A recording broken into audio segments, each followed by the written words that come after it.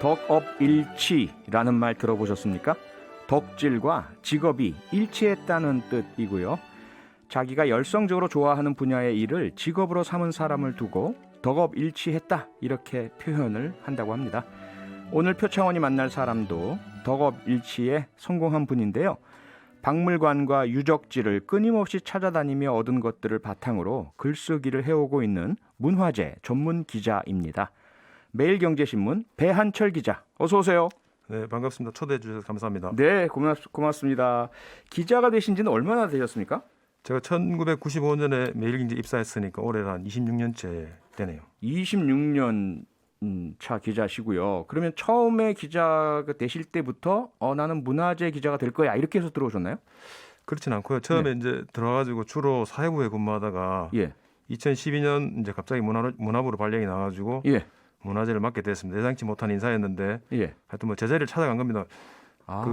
제가 이제 해문스님 인터뷰할 때 이제 환지 본처라는 이런 말씀을 하시던데 문화재 이제 본래 장소로 와야 된다 이런 얘기인데 저도 이제 그렇게 따지면 환지 본처한 셈입니다. 아하, 문화재가 환지 본초 원래 있었던 자리로 돌아와야 된다 이 말씀인데 지금 배한철 기자께서도 문화 기자가 자기의 자리다 이 말씀이잖아요. 예, 맞습니다. 네.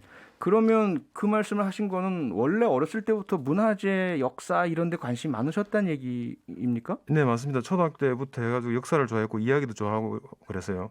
그 당시 읽을 게 이제 많지 않은 시절이라서 뭐 국사나 세계사 교과서 뭐 이런 걸 책 사면 읽었습니다. 그다음에 미술책, 세계사 교과서를 재미삼아 읽으셨다고요? 네, 미술책도 좋아해서 미술책도 가까이 두고 읽었습니다. 예, 저는 어릴 때부터 셜록 홈즈를 읽고 그냥 거의 푹 빠졌었거든요.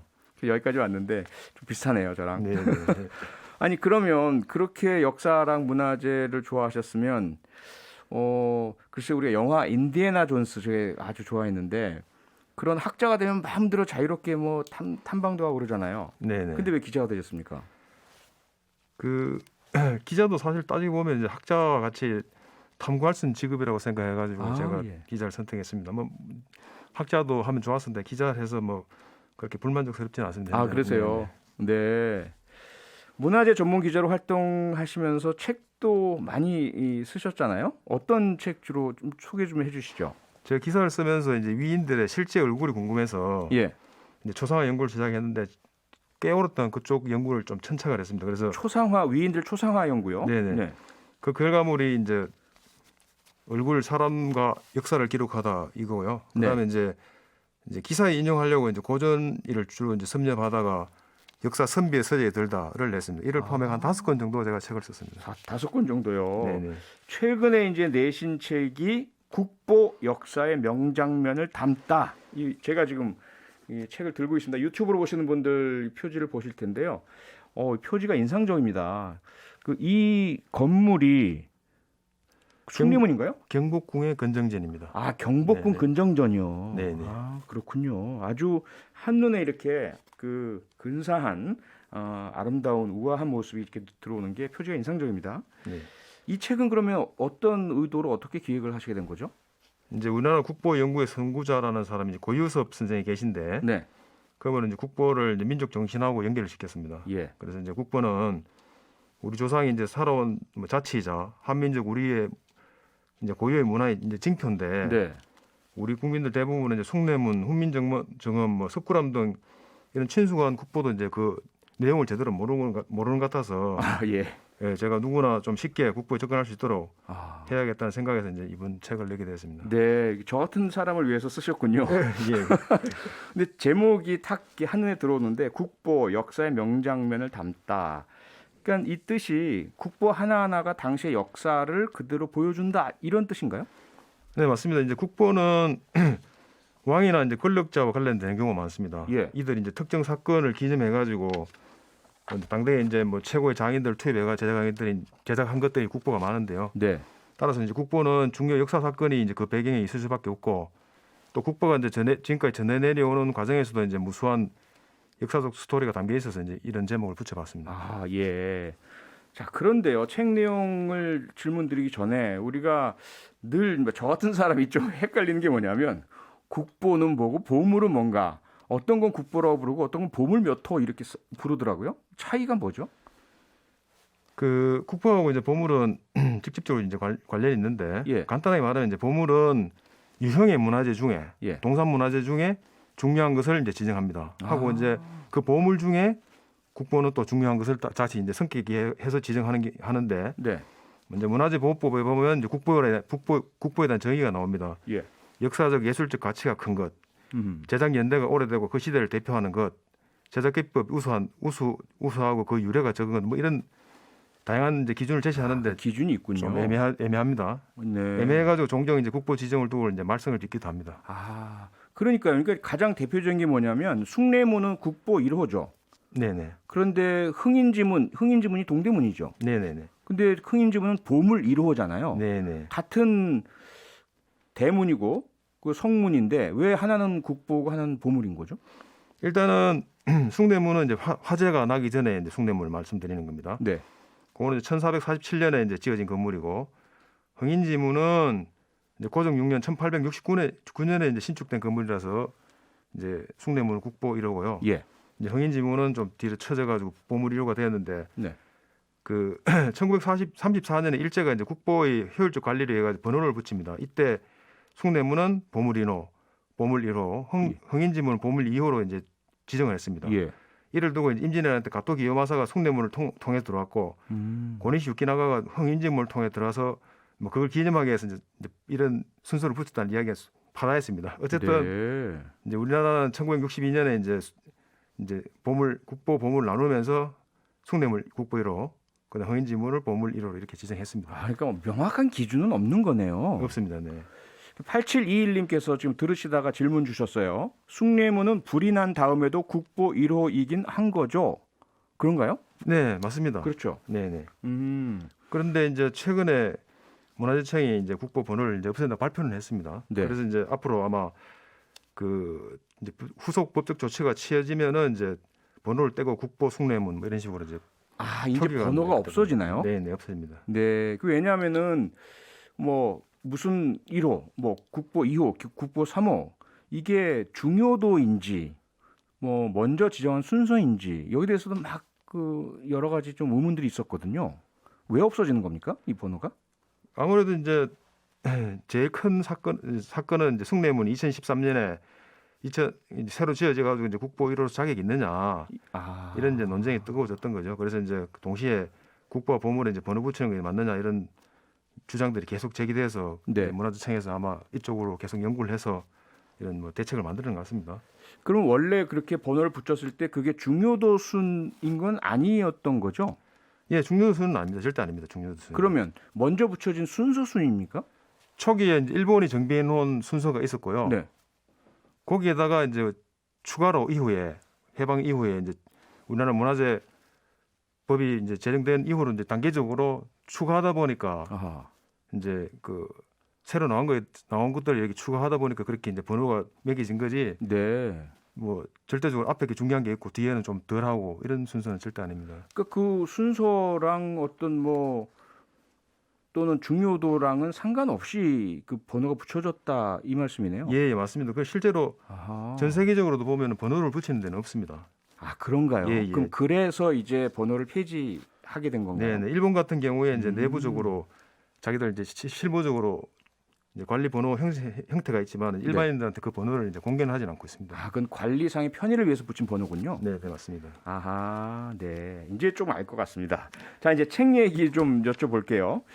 우리나라의 국보가 대략 300여 개 정도 있는 걸로 알고 있는데요. 책에 소개된 거는 47점 소개를 하셨습니다. 네.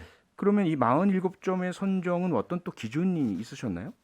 국보는 이제 총 최근까지 지정된 거 합쳐가지고 349점. 그다음에 보물은 총 이제 2119점이 있습니다. 네. 그래서 이제 사실은 이제 47점이라고 그랬는데 한 챕터에 여러 다수의 국보를 같이 이제 소개한 것도 있으니까 한 70, 80점 정도 됩니다. 7, 80점 중. 7, 80점 정도요. 제 책에 등장하는 게 7, 80점 정도 되는데 사실 이제 국보가 349점이 있지만 이 중에 이제 국보로서의 무게감이 떨어지는 그런 것들도 굉장히 많습니다. 그런 지식도 많아서 제가 이제 문화재 기자로서의 경험과 그다음에 이제 제가 만나서 여러 전문가들 의견을 종합해서 이제 이 정도는 최소한 우리 국민들이 좀 알고 있어야 된다는 그런 굉장히 중요 국보를 모아가지고 추렸는 게 한 이제 한 7, 80점인데 7, 80점인데 여러 개를 하나로 묶으신 부분도 있어서 한 47점 정도로 이렇게. 그러니까 이건 저자의 그 재량이고 저자의 권력이네요. 전적으로 네. 그러니까 뭐 절대적인 건 아닙니다. 네, 그 저자가 그렇게 힘이 셉니다. 이거 47점 오늘 시간 관계상 다 여쭤볼 수는 없고요. 그 중에 이제 참 관심 가는 게 다보탑, 팔려간 다보탑 수호신 제목이 이렇게 붙어 있습니다. 다보탑에 수호신이 있었나요? 그것도 팔려갔나요? 불교에서 이제 사자라는 게 그 사자후란 말도 있듯이 이제 부처님의 설법을 사자후라 그러고 사자를 굉장히 이제 부처로 여기면서 동시에 불법의 수호자로 이제 불교에서 인식을 하고 있습니다. 그래서 이제 사자 다보탑에 그 각 기단 위에 총 4개의 이제 사자상을 이렇게 이제 조각해서 얹어 놓았죠. 놨는데 그 사자들이 이제 다보탑을 지키는 수호신입니다. 아하. 그런데 그 수호신들, 제가 경주 불국사에 여러 번 왔다 갔다 했는데 지금 기억이 잘 안 나거든요. 사자상이 있는지 없는지. 그럼 그 사자상들이 어디로 팔려간 같다는 말씀이세요?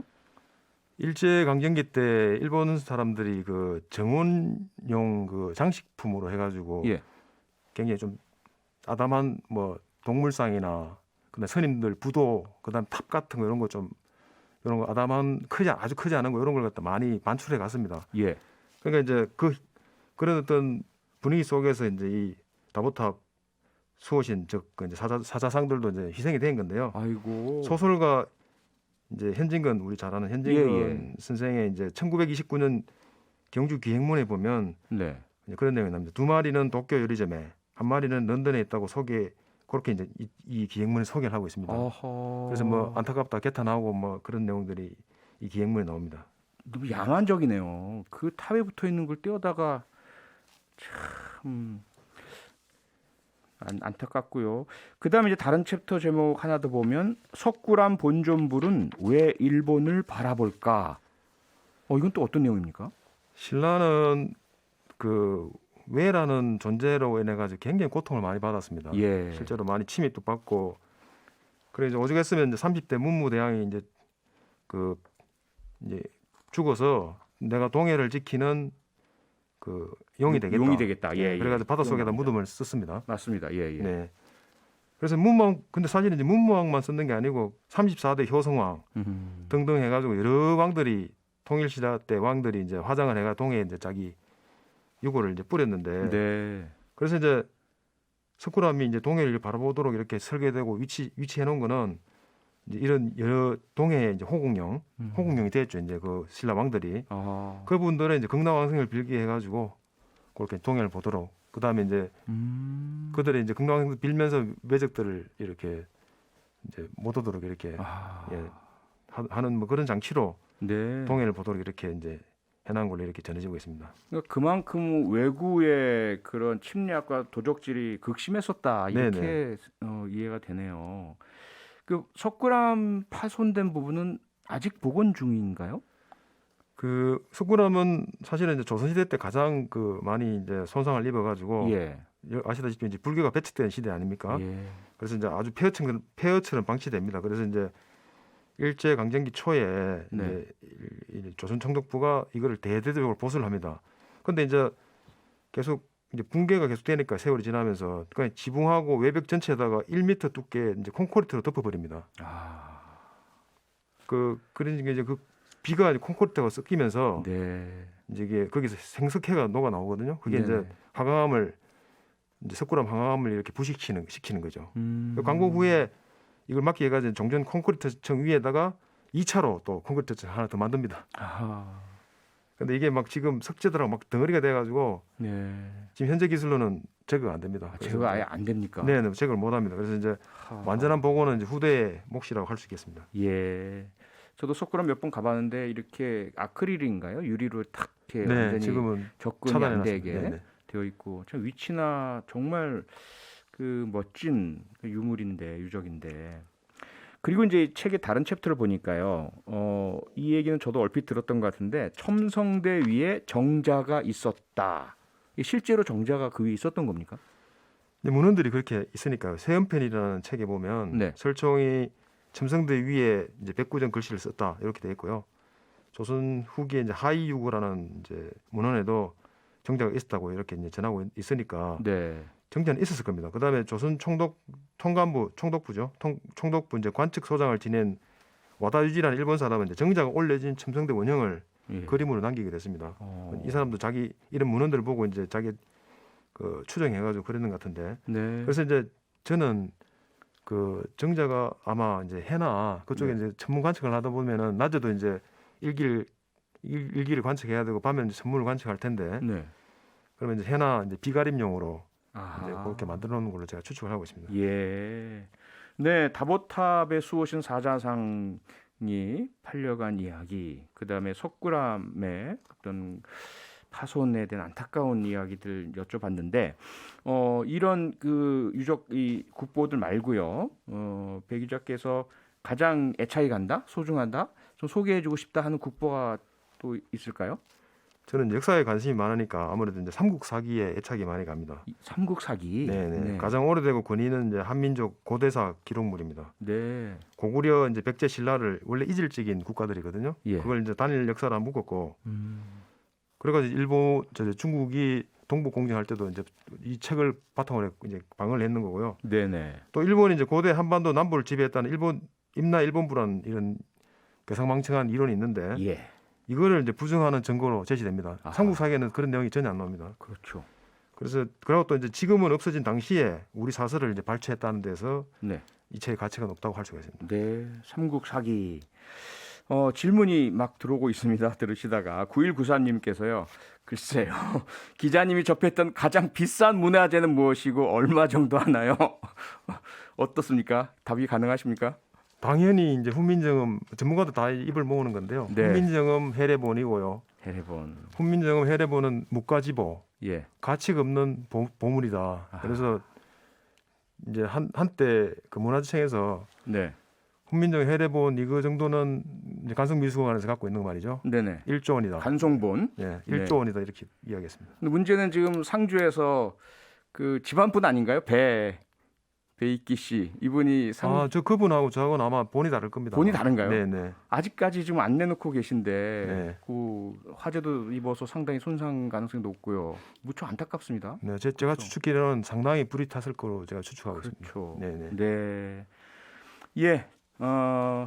7821님께서요. 혹시 주변에 보물의 가치가 있다 하는 것 있으면 신고하면 되나요? 포상금도 주나요?